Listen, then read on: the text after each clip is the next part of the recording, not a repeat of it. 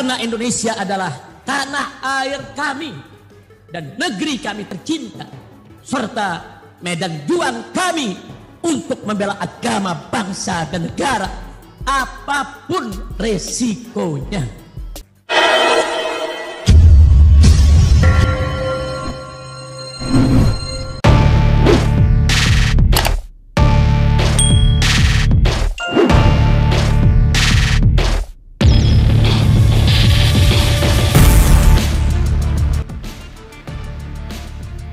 Habib Rizik Syihab dituntut 6 tahun penjara dalam kasus swab Rumah Sakit Umi Bogor, Jawa Barat. Apa pertimbangan jaksa menuntut Habib Rizik 6 tahun penjara? Hal memberatkan terdakwa telah dihukum sebanyak 2 kali. Perbuatan terdakwa tidak mendukung program pemerintah dalam mencegah COVID-19 dan Undang-Undang tentang Kesehatan Masyarakat, ujar jaksa di Pengadilan Negeri Jakarta Timur. Atas tuntutan jaksa tersebut muncul berbagai tanggapan di masyarakat. Entah berapa ratus ribu atau bahkan juta mata yang menonton video viral berantai bagaimana Habib Rizik Syihab diperlakukan dengan tidak sewajarnya, harkatnya sebagai manusia diruntuhkan. Entah berapa ratus atau bahkan ribu orang yang lalu menitikkan air mata kesedihan melihat peristiwa yang mustahil itu pernah terjadi di negeri ini yang merdeka sudah lebih dari 7 dekade. Perlakuan sadistis yang dibalut hukum itu sangat menjijikan dalam pandangan keadaban dan kemanusiaan. Ketidakadilan dipertontonkan tanpa perasaan risih sedikit pun. Sedang mengalami persoalan apa sebenarnya negeri ini, sehingga anak manusia yang satu ini dianggap musuh besar dan harus ditindak dengan zalim, diperlakukan dengan tidak sewajarnya, lalu mesti dijatuhkan martabat kemanusiaannya, dipaksa, didorong, dan ditarik dengan sewenang-wenang. Perlakuan tidak patut, yang itu pun tidak pantas dilakukan sekalipun pada hewan yang akan dikurbankan.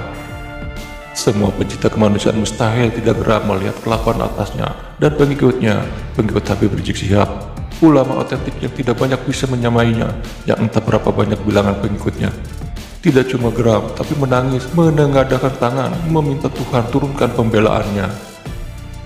Kebenaran memang mesti diikhtiarkan, mesti taruhannya adalah kehidupan sulit yang mesti ditempuh. Karenanya manusia semacam ini tampak lebih tegar menghadapi semua derita yang mesti diterima. Seakan tidak memikirkan kehidupan duniawi, hanya kebenaran yang diyakini yang ingin diraihnya. Maka ia bicara dalam nahi munkar yang lalu membuat jengah rezim.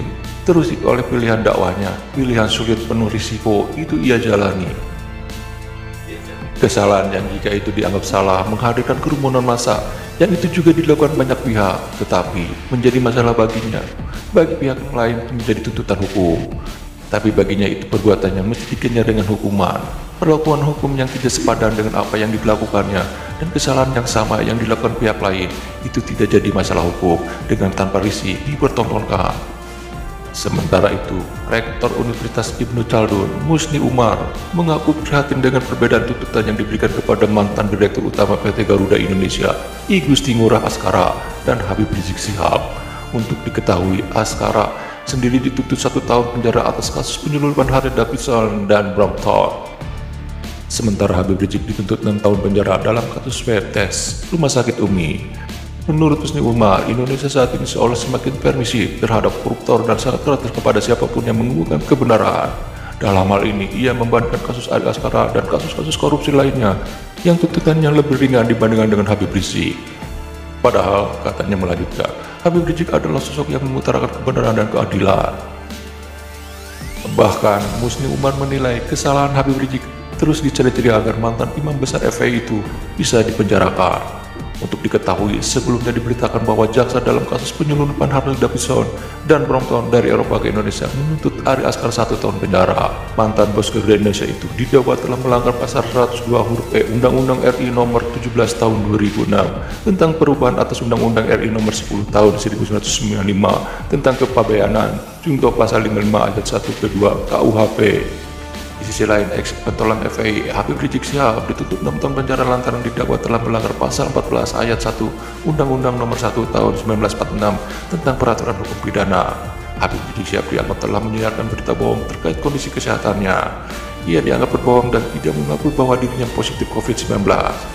Namun, Habib Rizik Syihab sendiri membantah tudingan tersebut lantaran ia mengklaim dirinya bukan menyatakan positif atau negatif COVID-19, melainkan menyampaikan kondisi tubuh yang ia rasakan sebagai pasien.